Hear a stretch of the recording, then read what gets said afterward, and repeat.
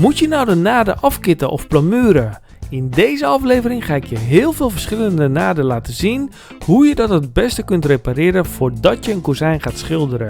Ik geef je vandaag waardevolle tips waar je op moet letten bij het afkitten of plamuren.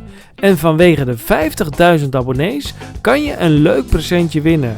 Dus wil je weten hoe je een kozijn kunt herstellen voordat je gaat schilderen? Blijf dan zeker kijken.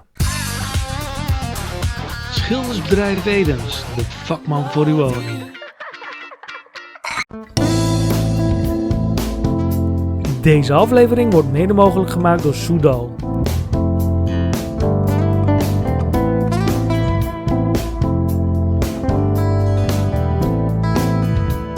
Soudal, de beste kitten voor de schilder. Hoi en welkom bij Schildersbedrijf Edens. Mijn naam is John Edens en vandaag ga ik je laten zien hoe je deze naden kunt behandelen. Je ziet hier dat deze naden ingescheurd zijn en hier is een heel stuk er al uit. En hoe moet je dat nou repareren? Nou, vandaag ga ik je er wat meer over vertellen. Want heel veel mensen stellen mij de vraag, moet ik dat afkitten of van die witte plamuur erin doen? Nou, vandaag ga ik je dat laten zien hoe je dat eventueel kunt oplossen. En elke keer is het weer anders. Elke ondergrond, ook jouw woning, is misschien heel anders dan wat je vandaag ziet. Maar het gaat uiteindelijk om de basisprincipe hoe je het kunt oplossen. Heb je nou kleine naden zoals deze bijvoorbeeld, dan is dat geen probleem als je dat bijvoorbeeld met een acrylaatkit doet. En dan kun je het doen met de Acryrup CF2 van Soudal. Het voordeel van deze is dat die niet gaat verkleuren op de naden. Dus vaak zie je, misschien later zie je dat daar verkleuring ontstaat op die naden. Daarom staat ook de CF voor Color Fixed en 2 voor 2 systemen. Dus je kunt hem voor watergedragen en terpentineverf gebruiken. Je kunt daar gewoon rustig overheen. Maar soms zijn die naden wat krachtiger, wat sterker, wat groter. En dan zou ik niet meer overstappen op een acrylaatkit, maar dan zou ik bijvoorbeeld gaan kiezen voor een glaskit TS. De glaskit TS is wat steviger, wat krachtiger. Hiermee kun je je beglazing afkitten, maar je kunt hem ook gebruiken voor hele krachtige naden die veel kracht bevatten. Zoals bijvoorbeeld deze naden. Die hebben veel meer een rek erop. En dan kun je ook zien dat die daar ook veel sneller gaat scheuren als je een acrylaatkit op aanbrengt. En met deze glaskit TS kun je dat veel beter opvangen. Nou, deze kun je ook aanbrengen op kaal hout of op gegrond hout. Dus dat maakt niet veel uit. Maar wat het probleem is dat het lastiger is voor veel mensen om deze goed aan te brengen, omdat het best wel wat kleeft.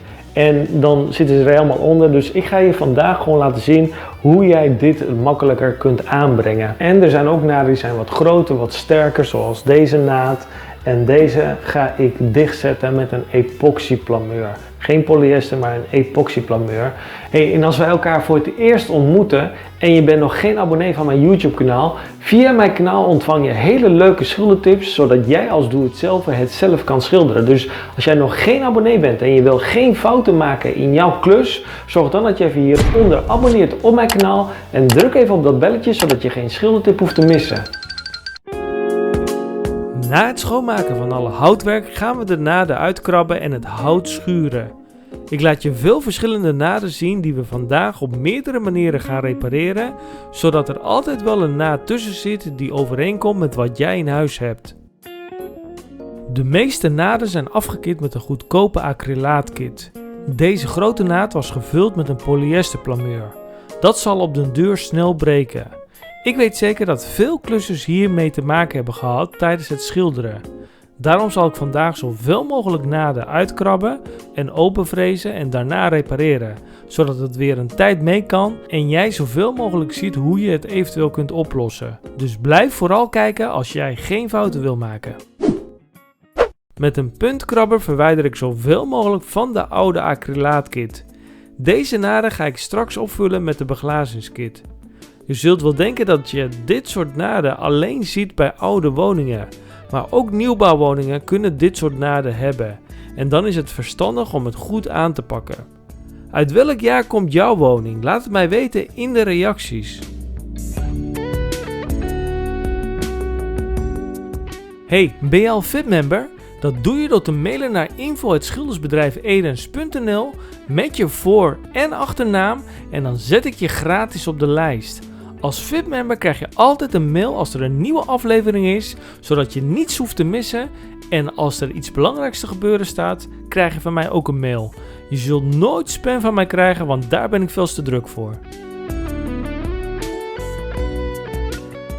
Wanneer je niet goed in de hoeken komt met je krabber, kun je altijd gebruik maken van een scherpe beitel.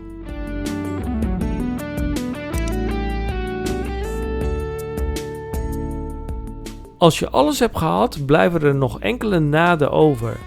Dat zijn de naden bij de aansluitingen van de ramen. De ervaren klusser weet dat dit soort naden vaak uitscheuren. Daarom zal ik deze naden openvrezen. Omdat ik niet veel ruimte heb in mijn hout, doe ik dat niet met een 9 mm bolkopvreesje, maar doe ik dat met een 4 mm stiftvreesje. Beide vreesjes kun je via mij inkopen als je ze nodig hebt.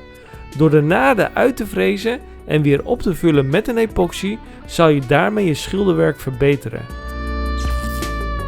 Het beeld trilt wat meer dan normaal, maar dat komt omdat ik de camera op mijn borst heb gemaakt, zodat jij zoveel mogelijk van dichtbij kunt meekijken. Vind jij het prettig om van zo dichtbij mee te kijken, of ben je nu al inmiddels zeeziek geworden? Laat het mij weten of ik dit soort shots wel of niet meer moet maken in de toekomst. Als je alles hebt uitgevreesd zoals je zelf graag wilt hebben, ga je de naden nog goed schuren om de vezels weg te halen en daarna kunnen we overstappen op de volgende handeling. Voor het schuren pak ik hier P150, maar elk willekeurig korrel kan gebruikt worden. Dit is gewoon een oud schuurpapiertje die al gebruikt is op de schuurmachine. Als je alles hebt uitgekrapt en open hebt gemaakt wat je wilt aanpakken, gaan we eerst de reparaties doen voordat we gaan afkitten. Dat heeft een reden dat ik je straks ga uitleggen. Ik gebruik hier de Reno-Quick van Renovate. Dat is een lamineerplamuur op basis van epoxy. Let wel op, tegenwoordig gebruik ik hiervoor de Renoflex rood plamuur. Deze ligt beter in de lijn bij de Renoflex oranje en de Renoflex groene pasta die je wellicht al vaker bij mij hebt gezien bij het repareren van houtrot. De Reno-Quick, dat is die we vandaag gaan gebruiken, en de Renoflex rood kun je niet gaan gebruiken voor hele grote houtrotreparaties, maar wel voor de werkzaamheden die je vandaag ziet. Het voordeel ervan is dat je ze niet hoeft voor te strijken, dus je kunt ze na het mengen gelijk aanbrengen. Je ziet dat ik de plamuur wel eerst aanbrand. Aanbranden betekent dat je eerst een dun laagje aanbrengt op het gedeelte waar je de hechting wilt hebben. En daarna kun je de volle massa aanbrengen. De Reno-Quick en de Renoflex rood breng je het liefst aan op kaal hout. Je zag daarnet een houtrotreparatie bij een hoek en bij een balk. In de beschrijving van deze aflevering vind je de links naar die afleveringen waarin ik je stap voor stap leer hoe je houtrot kunt herstellen. Dus zeker de moeite waard om straks te bekijken. Die hoekreparatie is toevallig aan dezelfde erker waar we vandaag mee bezig zijn. De plamuur zal nog wat inslinken. Daarom plamuur ik liever zo glad mogelijk, want dan hoef ik nauwelijks te schuren. Ik ga later dit nog bijwerken met een ander plamuur voor een mooie gladde afwerking. Probeer de pasta altijd goed in te duwen, zodat je zoveel mogelijk eventuele lucht eruit perst. De pasta is wat kleverig, dus je zult het wellicht niet meteen in één keer glad krijgen, als je maar de basis goed hebt. Het voordeel van de pasta is dat die na een uur droog is, dus je kunt redelijk doorwerken. Ik vul de naad niet helemaal op, maar geef het enkel een rugleuning om straks de glaskit TS aan te brengen. Vind je deze filmpjes leuk en waardevol en leer er veel van? En wil je dat ik daar veel meer van kan maken? Gun mij dan zoveel mogelijk blauwe duimpjes.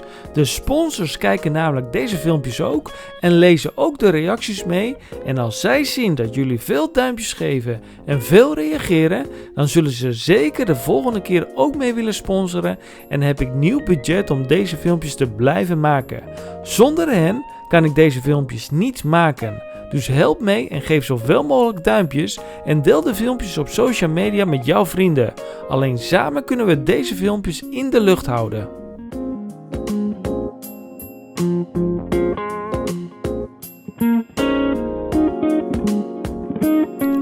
Omdat ik steeds de camera verzet en dan weer vanuit een andere hoek aan het filmen ben, duurt het bij mij altijd langer dan als je geen camera erop hebt staan. Dit maakt dat de pasta iets sneller aandroogt en daarom nog iets plakkeriger wordt. Het gladmaken met de plamuurmessen wordt dan wat lastiger en soms kunnen kleine stukjes gruis erin zitten. Maak het zo glad mogelijk, later kun je dit nog wel bijwerken.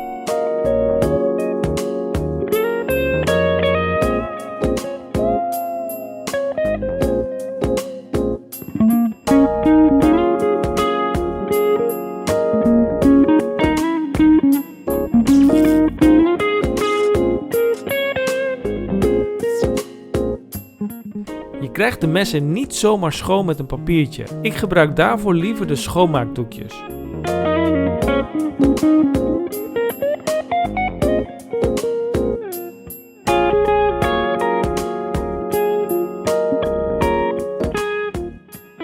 Zodra de plamuur droog is, kunnen we overstappen op de volgende handeling om alles heel mooi glad te krijgen.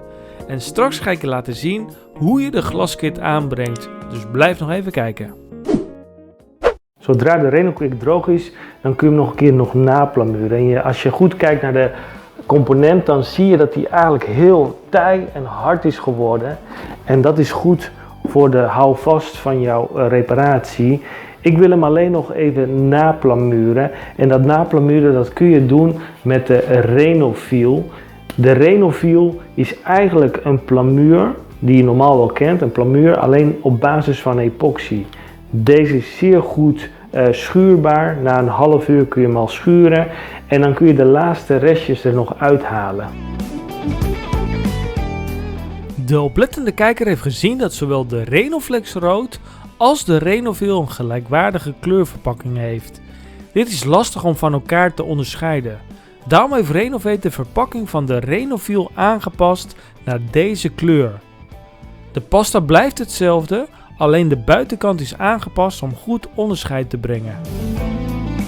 Breng de Renofiel zo egaal mogelijk aan. De pasta is bij een goede temperatuur van rond de 20 graden na ongeveer een half uur droog. Daarna kun je deze mooi glad schuren.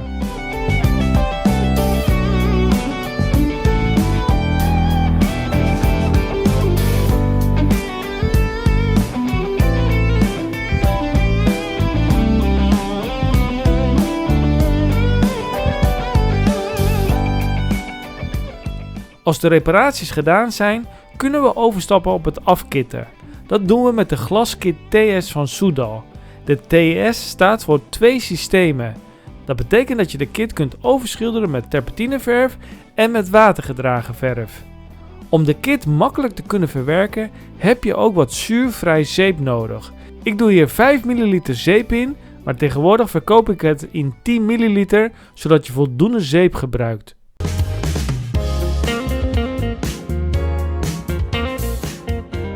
Hier even nog een praktische tip. Als je nou de acrylrub hebt gebruikt en hij is op en je gaat een nieuwe aanmaken, zorg dan even dat je het oude tuitje weer hergebruikt, want daarmee hou je nog eentje over. En als je met de glaskit aan de slag gaat en je bent halverwege het werk en je moet de dag daarna weer verder, dan kan het zijn dat deze ingedroogd is, want hij gaat inmiddels wel drogen. En dan is deze weer te hard om dat weer te gebruiken. Dus dan heb je altijd reservetuitjes om die er weer op te zetten en een nieuwe te pakken. Dus hergebruik zoveel mogelijk van je tuitjes. Dan hou je altijd wat over voor als het een keer uitgehard is. Het afkitten doe ik nadat de plamuur droog is. Als ik eerst ga kitten en daarna pas ga plamuren, is de kans groot dat je de kit kapot maakt met je plamuurmes omdat het nog vrij vers is. Of dat er stof in komt. Daarom doe ik altijd eerst de reparaties en dan pas afkitten. Zoals altijd zal ik de reacties krijgen of het niet beter is om eerst te gronden en dan de glaskit aan te brengen. Dus daarom zal ik die vraag alvast beantwoorden. Normaal gesproken kies ik er liever voor om inderdaad eerst te gronden en later af te kitten. Dat doe ik bewust zodat ik vaak kan zien welke naden er nog openstaan na het gronden. De glaskit TS heeft een zeer goede hechting en is vrij sterk. Van de technische mensen die bij Soudal werken en die hierover gaan, heb ik meegekregen dat de glaskit TS ook aangebracht mag worden op kaal hout. En dit komt heel goed uit omdat ik de werkzaamheden op dit project omgedraaid heb. Ik ga namelijk eerst alles zoveel mogelijk klaarmaken en daarna ga ik later de hele boel spuiten. Vandaar dat ik zelf daar de voorkeur aan geef om de naden en de reparaties al af te hebben. Maar als jij de voorkeur geeft aan eerst gronden, dan is dat natuurlijk prima. Deze naden zijn eigenlijk niet heel groot, maar omdat je natuurlijk water hebt dat daar overheen kan vallen, trekt het hier het vocht in en dan gaat dit opzwellen. Dus ik doe deze ook met beglazingskit. Met je kwastje kan je de kit nat maken en daarna makkelijker langs de kit glijden met je vingers. Moet je nou hele kleine naden doen, sla dan het uiteinde van je tuitje wat platter, waardoor er minder uitkomt en hiermee de kleinere naden kunt afkitten. Alle materialen die je in mijn filmpje ziet, kun je via mij inkopen. Door de materialen zoals de verf, kit of de zeep of de reparatiepasters bij mij in te kopen, weet je zeker dat je de juiste materialen in huis krijgt en krijg je wat hulp bij het uitzoeken van de materialen bij jouw klus. En door bij mij in te kopen, sponsor je op die manier mijn kanaal, waardoor ik meer budget heb om dit soort filmpjes te kunnen maken om jou weer verder te helpen bij het klussen. Je kunt me mailen naar info@schildersbedrijfedens.nl met jouw boodschappenlijst en vanaf daar zal ik je verder helpen. In de beschrijving vind je meer uitleg hierover.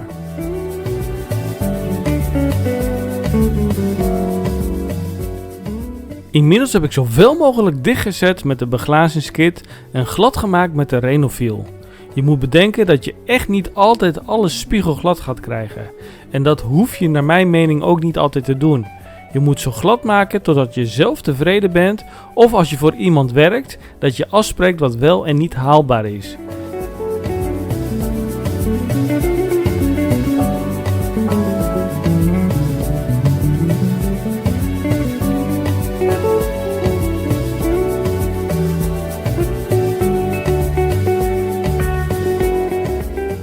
En zodra je alles netjes hebt, kun je het geheel eerst nog goed schoonmaken. Hiermee was je alle zeepresten weg, zodat dit geen effect gaat geven op je kit wanneer je een kozijn gaat schilderen. En als dat droog is, kunnen we de volgende stap doen. Er blijven nog enkele kleine naden over die je ook rustig kan oppakken met de Acryrub CF2 acrylaatkit. En ook dat laat ik je zien dat ik dat hier ook toepas. Daarna kun je de ramen afplakken. Ik gebruik de gele kip 3308 en de groene kip 3373. Beide zijn hetzelfde, alleen bevat de groene 3373 meer vezels waardoor die wat sterker is. Beide schildertapes laten geen lijmresten achter als je ze later van de ramen verwijdert.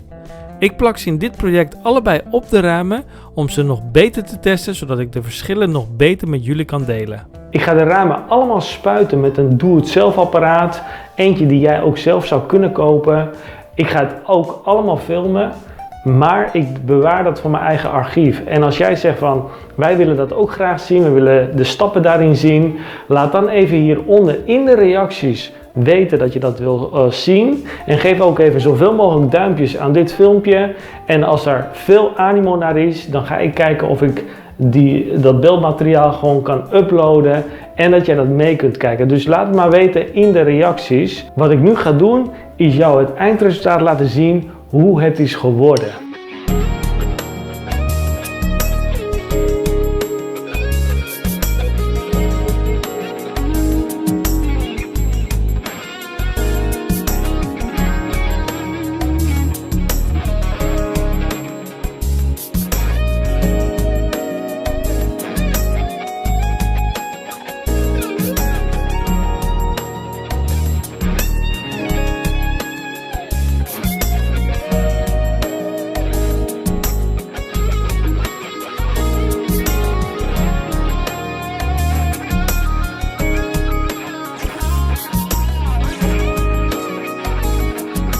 Inmiddels heb ik de 50.000 abonnees gehaald. Heel erg bedankt voor jullie steun daarin.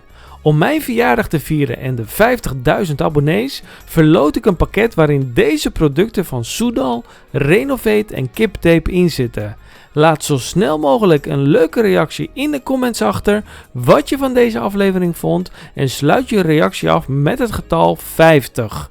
Alleen dan doe je mee om het pakket te winnen. Als je het nou heel erg lastig vond om de naden af te kitten en je weet niet hoe je dat het beste kunt doen, dan heb ik voor jou hiernaast in het scherm een filmpje waarin ik je 10 verschillende naden laat zien hoe je dat goed kunt afkitten. Dus ga dat filmpje bekijken. Geef nog even zo'n dikke duim voor mij en abonneer je even en ik zie je snel in het filmpje hiernaast. Adios!